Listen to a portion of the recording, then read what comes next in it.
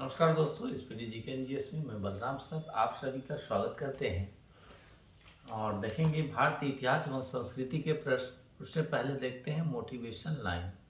जिंदगी एक आईने की तरह है। जिंदगी एक आईने की तरह है। ये तभी मुस्कुराएगी जब हम लोग मुस्कुराएंगे। ये तभी मुस्कुराएगी जब हम सब मुस्कुराएंगे।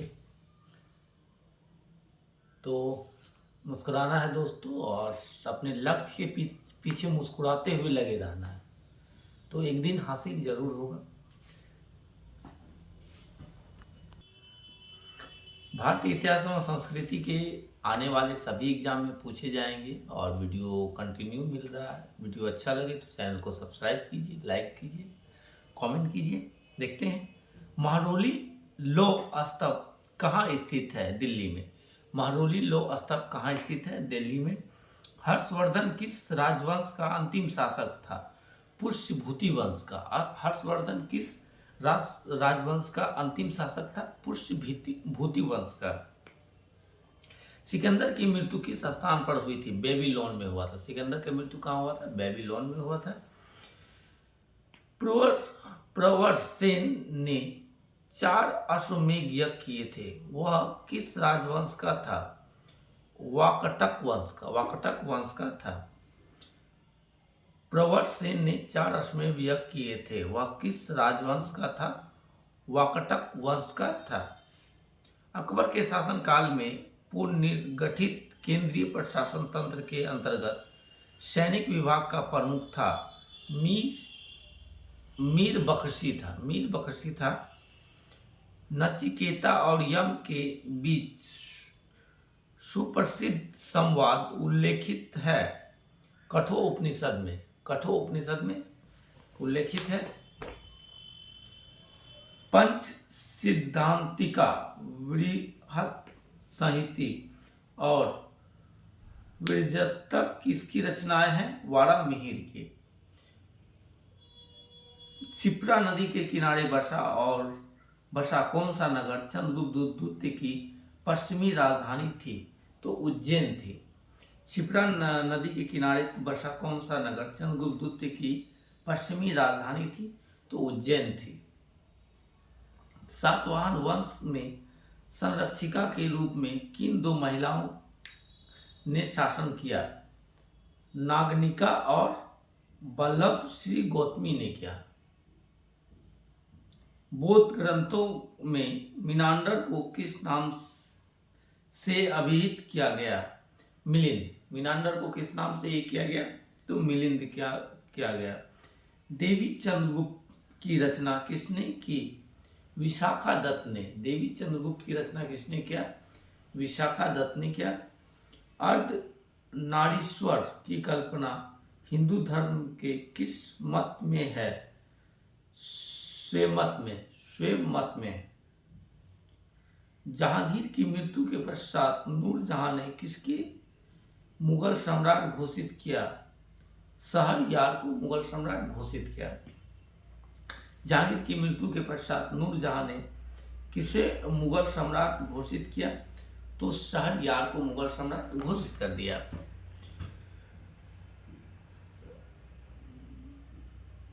शहरयार को। हिंदुओं के 2 प्राचीनतम महाकाव्य हैं, रामायण और महाभारत।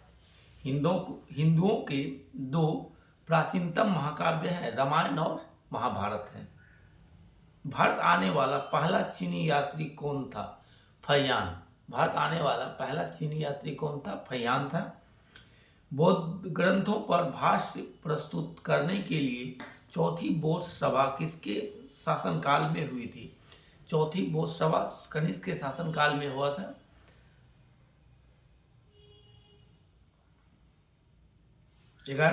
ईस्वी से 1206 ईस्वी तक भारत पर किस विदेशी शासक ने लगातार आक्रमण किया?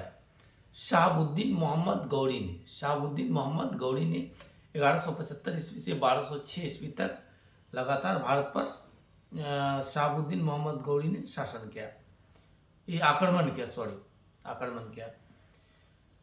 अनंत वर्मन द्वारा निर्मित लिंगराज मंदिर कहाँ स्थित है? भुवनेश्वर में। और ये किस राज्य में पड़ता है? उड़ीसा राज्य में पड़ता है। मराठा साम्राज्य का द्वितीय संस्थापक किसे माना जाता है? बालाजी विश्वनाथ को। बालाजी विश्वनाथ को 1713 ईस्वी से 1720 ईस्वी तक। जैन मतावलंबियों ने किस आम बोलचाल की भाषा को अपनाया? प्राकृतिक और अर्धमगधी को अपनाया।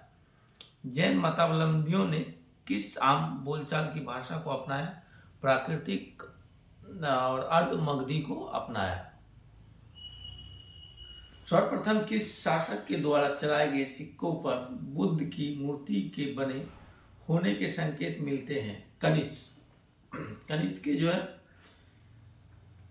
सर्वप्रथम किस शासक के द्वारा चलाए गए सिक्कों पर बुद्ध की मूर्ति के बने होने के संकेत मिलते हैं? कनिष्क के। महाजनपदों में से किस महाजनपद की राजधानी का नाम गिरिव्रज था? तो मगध। महाजनपदों में किस महाजनपद की राजधानी का नाम गिरिव्रज था? मगध का गिरिव्रज नाम था। कौटिल्य के अर्थशास्त्र में गुप्तचरों को क्या कहा गया है? गुड पुरुष।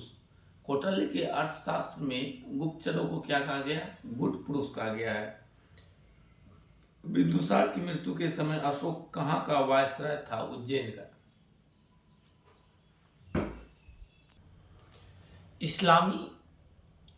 इस्लामी आचार विचार के कानून को क्या कहा जाता है? शरीयत कहा जाता है। इस्लामी आचार विचार कानून को क्या कहा जाता है? शरीयत कहा जाता है। कोणार्क उड़ीसा के प्रसिद्ध सूर्य मंदिर का निर्माण किस शासक के संरक्षण में हुआ? नरसिंहवर्मन प्रथम के संरक्षण में हुआ। बाबर ने अपनी आत्मकथा तुजुक-ए-बाबरी किस भाषा में लिखी थी? तुर्की भाषा में लिखी थी। बाबर ने अपनी आत्मकथा तुजुक-ए-बाबरी किस भाषा में लिखे थे? तो तुर्की भाषा में लिखे थे। मुगल काल में जासूस और गुप्त सूचनाओं के संवाहक को क्या कहा जाता था? तो हरकारा कहा जाता था। हरकारा। शिवाजी को स्वतंत्रता की प्रेरणा किसने प्रदान की थी? माता जीजाबाई और गुरु रामदास ने। स्त्रियों को अविवाहित अवस्था में पिता, विवाह के बाद पति और वृद्ध अवस्था में पुत्र के संरक्षण में रहने का निर्देश किस स्मृति में प्रदान किया गया है? तो मनु स्मृति में प्रदान किया गया है। स्त्रियों को अविवाहित अवस्था में पिता, विवाह के बाद पति और वृद्धा अवस्था में पुत्र के संरक्षण में रहने का निर्देश किस स्मृति में प्रदान किया गया है? तो मनु स्मृति में प्रदान किया गया है। पाटलिपुत्र में घनानंद से मगध का सिंहासन छीनने से पहले चंद्रगुप्त किस प्रदेश को जीत चुका था? सिंध और पंजाब को जीत चुका था। कन्नौज वंश का स्थापना वासुदेव ने की थी और इस वंश का अंतिम शासक कौन था? सुशर्मा था। कन्नौज वंश की स्थापना वासुदेव ने की थी और इस वंश का अंतिम शासक कौन था? सुशर्मा था। रुद्रदामन के शासन काल में कौन सा स्थल शिक्षा का प्रमुख केंद्र था? तो उज्जैन था। शिक्षा का प्रमुख केंद्र उज्जैन था। दिल्ली सल्तनत की सीमा का सर्वाधिक विस्तार किस सुल्तान के समय में हुआ? मोहम्मद बिन तुगलक, MBT के समय में हुआ विकास। स्वतंत्र राजपूत राज्य मेवाड़ का सर्वाधिक शक्तिशाली शासक कौन था? राणा संगा था। स्वतंत्र राजपूत राज्य मेवाड़ का सर्वाधिक शक्तिशाली शासक कौन था? तो राणा संगा था। कलानौर में राज्याभिषेक के समय अकबर की क्या आयु थी? 14 वर्ष। 13.5 वर्ष की अवस्था में ये गद्दी पे बैठ गया था। 13 वर्ष भी कहीं आएगा, कहीं 14 वर्ष आएगा, 13.5 वर्ष आएगा, तो सही है। जो ऑप्शन में रहेगा उसको टिक करेंगे दोस्तों। मराठा राज्य के स्वतंत्र शासक के रूप में 1674 ईस्वी में शिवाजी का विधिवत राज्याभिषेक कहाँ हुआ? रायगढ़ का दुर्ग में हुआ। कहाँ हुआ? रायगढ़ का दुर्ग में। किस पेशवा के समय मराठा संघ की समस्त शक्तियों पेशवा के हाथों में आ गई? बाजीराव प्रथम के समय। भारत में ब्रिटिश व्यापारिक प्रतिष्ठानों की स्थापना हेतु आज्ञा प्राप्त करने के लिए आने वाला ब्रिटिश सम्राट जेम्स का पहला प्रतिनिधित्व कौन था? विलियम हॉकिंस था।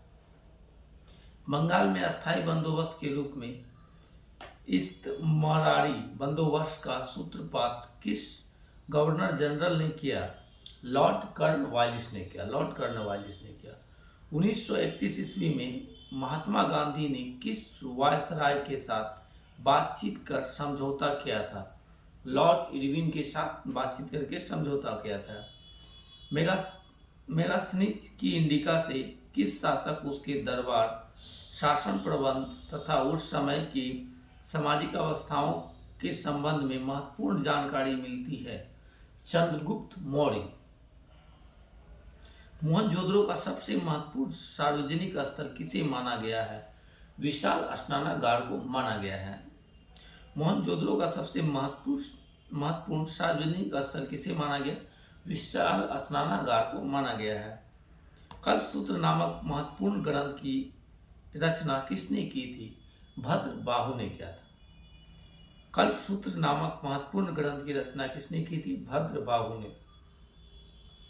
किस ग्रंथ में चंद्रगुप्त मौर्य को विशल और कुलहीन कहा गया है? मुद्रा राक्षस में। तारिक-ए-फिरोजशाही की रचना किसने की? जियाउद्दीन बर्नी ने। तारिक-ए-फिरोजशाही की रचना किसने की? जियाउद्दीन बर्नी ने। अकबर ने इबादत खाना की स्थापना कहाँ किया? फतेहपुर सीकरी में 1575 ईस्वी में किया। भारतीय भाषा शास्त्र का सर्वाधिक प्राचीन कौन सा है? अष्टाध्यायी है। प्रसिद्ध ऐतिहासिक पुस्तक मालविकाग्निक्रम के रचनाकार कौन थे? कालिदास थे।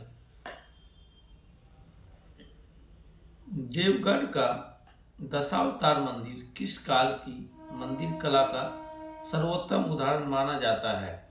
तो गुप्तकालीन मंदिर कला का।